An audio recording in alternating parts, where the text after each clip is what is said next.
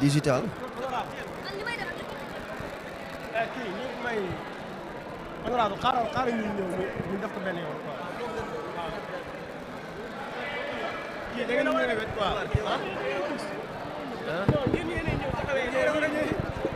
grand doo dem nee nag yow tamit wax na la dëgg waay ah.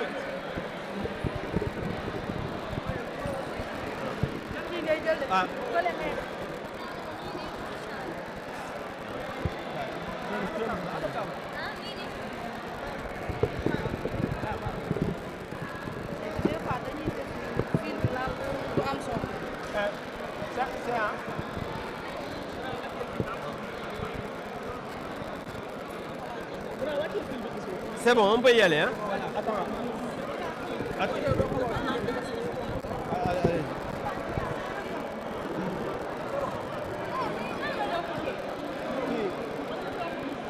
Bram, c'est bon, Bram.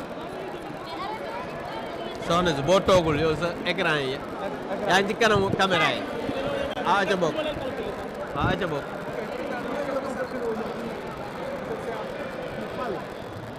Voilà, merci beaucoup.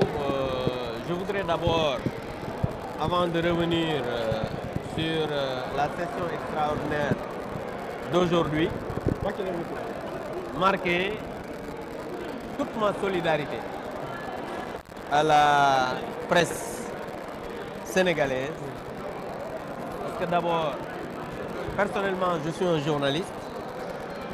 Donc, je pouvais aujourd'hui être là où vous êtes. Et la presse est un maillon important de la démocratie. Et c'est triste de voir aujourd'hui au Sénégal, au XXIe siècle, une journée sans presse. Dans l'histoire politique du Sénégal, c'est la deuxième fois, à part en 2004, qu'on organise une journée sans presse. Cela veut dire quoi? Cela veut dire qu'aujourd'hui, l'horizon est sombre. Cela veut dire que la démocratie a des difficultés. Cela veut dire qu'on veut casser la liberté d'opinion. Cela veut dire que nous avons aujourd'hui au Sénégal un pouvoir qui ne comprend pas les priorités. Parce qu'il faut le dire, même sur le plan économique, la liberté de presse, la liberté d'opinion fait partie des critères que les organisations internationales mettent en place ou bien mettent sur la table pour accompagner certaines démocraties. Et aujourd'hui, on a noté depuis 3 mois, comme l'édito d'hier l'a bien décrit, une volonté manifeste de travailler à tout faire pour que la liberté de presse soit réduite. Et je pense que c'est regrettable. Maintenant, pour revenir à la journée d'aujourd'hui, comme vous l'avez dit, on a ouvert la session extraordinaire de cette année sur un point, c'est-à-dire l'actualisation du règlement intérieur. Parce qu'il faut rappeler que l'Assemblée nationale est une institution qui fonctionne comme son règlement intérieur l'indique, qui est une loi organique. Aujourd'hui, il y a eu un besoin de réactualiser ce règlement intérieur, mais je voudrais juste rappeler, parce que les gens ont tendance à dire que bon voilà, on réactualise le règlement intérieur parce que le Premier ministre doit faire sa DPG.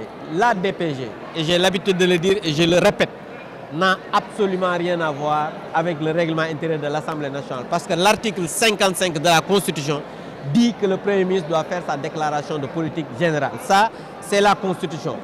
Maintenant, la loi organique de l'Assemblée nationale qui fait office de règlement intérieur doit être réactualisée. Et c'est une procédure qui a été démarrée bien avant que l'actuel régime puisse arriver au pouvoir. Donc aujourd'hui, on a fait une session extraordinaire pour réactualiser ça. Et je pense que c'est pourquoi aujourd'hui, le président de l'Assemblée nationale a constaté le quorum. Et aujourd'hui, on est en train de travailler après la conférence des présidents pour aller en commission et en plénière pour finir ce travail. waaw dama bëggoon rek d'abord marqué sama solidarité ci presse su Sénégal yëpp ndax ñun ñi ay taskatu xabaar lañ te jàpp nañ ne journée sans presse maanaam bés boo xam ne benn presse du tiire wala du génne journalam jàpp naa ne loolu lu doy waar la ci réew moo xamante ni moom la ñuy wax réewu démocratie bu mel ne Sénégal ndax bu ñu xoolee ci taarix bii mooy ñaareelu yoon ñuy amal journée sans presse ci réew mi depuis 2004 te loolu nag jàpp naa ne li muy wane mooy fi ñu jëm lëndëm na fi ñu jëm baaxul fi ñu jëm nekk na loo xamante ni jàpp naa ne ñii nga xamante ni ñoo yor nguur gi tey war nañoo xoolaat seen toogaay ak seen taxawaay jàpp naa ne yow ñëw ci réew amagoo fa sax genn wàlla at amagoo fa 6 mois 3 mois nga fa def taskatu xabaar yi daal di dajaloo boole ne dañuy def journée sans presse loolu jàpp naa ne ku mu tiitalul ñun tiital nañu ndax nag démocratie bu fekkee ne da nga ko bëgg a suuxat da nga war a bàyyi liberté d'opinion liberté de presse parce que adduna bi yëpp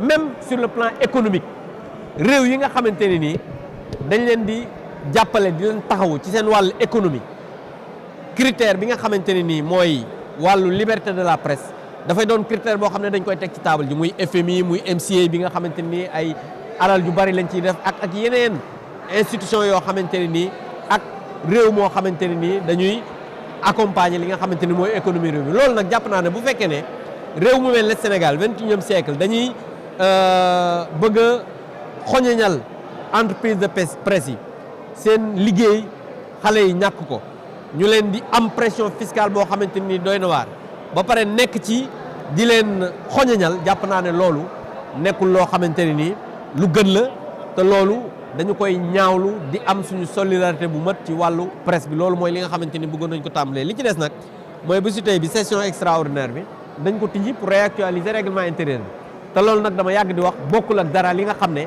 mooy DPG bi moo naan déclaration de politique générale parce que nit ñi dañuy jaawale lu bokkul la constitution article 55 dafa wax ne premier ministre dafa war a ñëw def déclaration de politique générale ci assemblée nationale règlement intérieur bu assemblée nationale am na loo xam ne naam waroon nañ ko ci réactualiser mais loolu bañ ko tàmbalee booba nguur gi sax yegseegul au pouvoir donc loolu mooy la marche normale des institutions donc loolu mooy li nga xamante ni tey moo indi session extraordinaire bi pare nañ tijji session bi bu ñu paree conférence des présidents la ñuy dem la ci topp mooy ñu dem commission après dem plénière pour jeexal li nga xamante ni mooy mbir mi merci.